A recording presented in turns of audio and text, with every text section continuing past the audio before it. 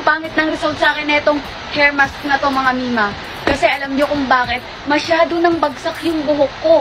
Masyadong bagsak, masyadong malambot. Ay nako, for only 150 pesos. Ganito yung result ng buhok ko mga mima.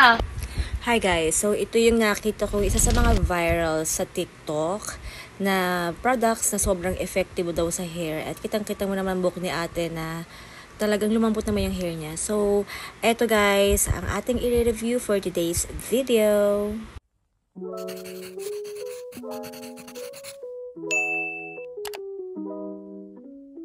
Hi Queens! Welcome back to our channel. For today's video, may i-review tayong hair product. Ito ay pampalambot daw ng buhok, pampaganda, para ka daw nag-Brazilian.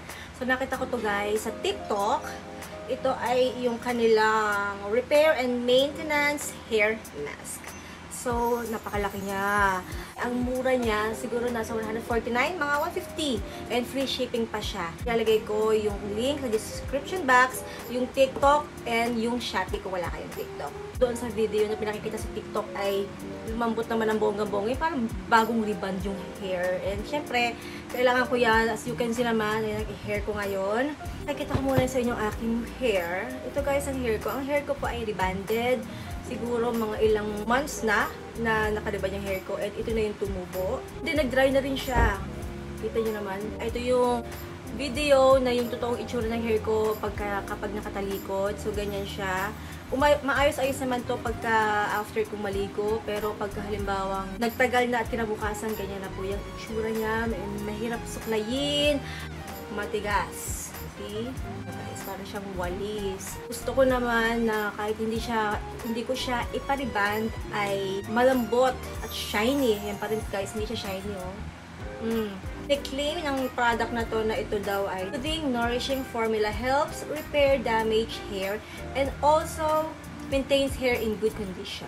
Designed to repair hair, this formula helps to moisturize strands and ensure hair to maintain its soft and shiny feeling. Ngayon, hindi ako mag-shampoo. Pag nagka-shampoo ako guys, twice a week lang ako nagsha-shampoo ng hair. So ngayon, ay ito lang yung gagamitin ko. Pero doon sabi sa TikTok, kailangan doon mag-shampoo muna. Pero syempre, hindi lagi ako nagka-shampoo dahil I believe yung shampoo hindi siya healthy sa scalp and hair. Para sa akin yun guys ha. Mas nagda-dry yung hair ko pa rin siya. Shampoo ako everyday. So, ayan. So after washing your hair daw, use the amount of hair mask. Spread it evenly on your hair. Massage hair mask into your hair and let it sit for a few minutes. So, yung ginagawa ko pag naliligo kasi ako shampoo and then conditioner. Then, naglalagay ako guys ng parang sa tasaklob, sa buhok.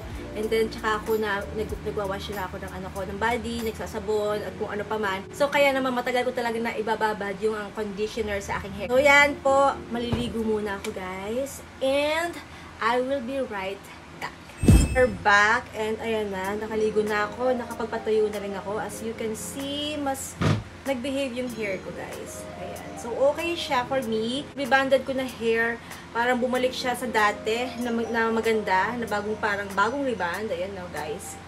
So mas lumambot siya as you can see. Ayan. And ito rin yung video yung nasa likod. Pero itong taas ay hindi siya ganun ka bagsak kasi ito na nga yung tubo eh. Pero malambot siya.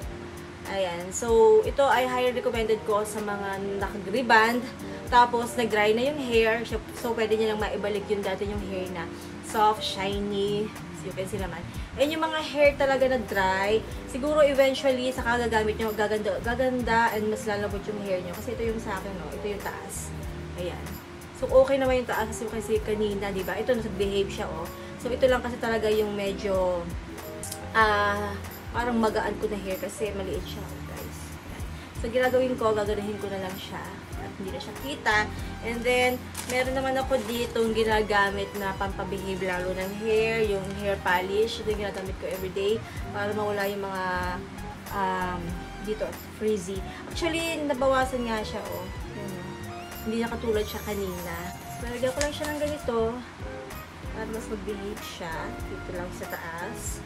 And then dito. Una kasi to, bihira na rin ako maglugay ng hair kasi nga parang sabog siya. So ngayon pwede na ulit ako maglugay kasi behave na ulit. So gusto ko siya actually guys. O, diba? So para siya ulit rebonded. Kaya wala dito. Maganda siya, maganda talaga siya. Tama naman yung sinasabi sa TikTok, doon sa video na napakita ko. Yung nga pala, marami siya, punong-puno siya sa inyo. Tapos meron pang ganito. And then, yan. Yung amoy niya, mabango siya, pero hindi mas sobrang bango, pero mabango. Hindi lang over sa bango. And kung ikaw lang gagamit nito, siguro makakatagal to ng mga 2 to 3 months, I think. Kasi ang laki niya. Kung araw-arawin nyo. Tatanong ko din sa nagbebenta sa online if pwede siyang everyday use. And for me, this is a thumbs up. Kita nyo naman. Pero guys, hindi pa rin dito natatapos sa araw na to ha. Bukas, ipapakita ko sa inyo. Kasi kanina yung picture na pinakita ko at video, yun yung nakatulog na ako. Kasi iba na yung hair, syempre, pag naitulog mo na, hanggang kinabukasan na. So, ito kasi, syempre, bagong ligo, natural na maganda. Pero, yung dati kasi, pagka halimbawang nagsusuklay ako, ay, bagong ligo ako, hindi siya ganito kalambot. Matigas siya pagka natutuyo. So, wala akong ginawa dito. Air dry lang. The usual na ginagawa ko everyday na natutuyo siyang mag-isa niya or sa electric fan. Hindi ko siya ginamitan ng blower. Kaya nga medyo basa-basa siya ng konti. Ayan. So, ganun din yung ginawa ko. So, kaya nakita ko na maganda siya sa hair. Lambot kapag pag natuyo na. So, bukas, titingnan natin ulit kapag bagong gising ako. And then, kasi yung kanina sinuklay ko lang yun, nagusot-kusot pa yung hair ko. So, yan, makikita ko na lang sa inyo dito. Yan, ang itsura niyan, kinabukasan. Yan. Okay guys, so that's it for today's video. I hope somehow, na-share ako sa inyo magandang product. Ikaw, Queen, nandiyan ka naman sa akin channel, mag-subscribe ka na. And hit mo na rin ang bell button para ma-notify ka sa mga bago kong videos. Thank you for watching and I will see you in my next video. Bye!